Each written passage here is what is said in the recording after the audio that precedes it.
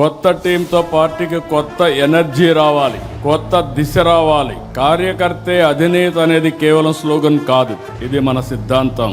ఆచరణలో చేసి చూపించాం. ఈ రోజు వేదిక పైన చూస్తే ఒక మండల పార్టీ అధ్యక్షురాలని, ఒక క్లస్టర్ ఇన్ఛార్జిని పాలిట్ బ్యూరో మెంబర్ గా చేయగలిగాం. ఈ రోజు మా రామ్మోహన్ నాయుడు గారు కేంద్ర మంత్రి కార్యకర్త స్థానంలో కూర్చుంటే ఆ కార్యకర్త పాలిట్ బ్యూరో స్థానంలో కూర్చున్నారు. అది తెలుగుదేశం పార్టీ విశిష్టత.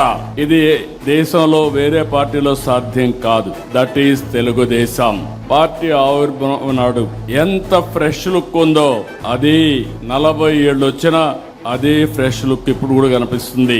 దేశంలో తెలుగుదేశం పార్టీ ముందు పుట్టిన పార్టీలు ఉన్నాయి, తర్వాత పుట్టిన పార్టీలు ఉన్నాయి. అయితే ఇంత పటిష్టమైన నిర్మాణం, బలమైన క్యాడర్ కలిగిన ఏకైక పార్టీ తెలుగుదేశం పార్టీ. వేరే పార్టీ లేదు. ఒక్క ఓటమితోనే రాజకీయ పార్టీలు చాప జుట్టేస్తున్నాయి, కాలగర్భంలో కలిసిపోతున్నాయి. కానీ గెలిచినా ఓడినా ఎప్పుడూ సగర్వంగా ఎగిరే జెండా మన పసుపు జెండా. 44 ఏళ్లలో అనేక సంక్షోభాలు, సవాళ్లను చూశాం. కానీ మన పసుపు జెండా పౌరుషం మాత్రం ఎప్పుడూ తగ్గలేదు, ఎవ్వరూ తగ్గించలేరు. తెలుగుదేశం పార్టీ కార్యకర్తలు ఎప్పుడూ మీసం మెలేసే నిలబడతాడు తప్ప ఎవ్వడికి భయపడడు, తల వంచడు.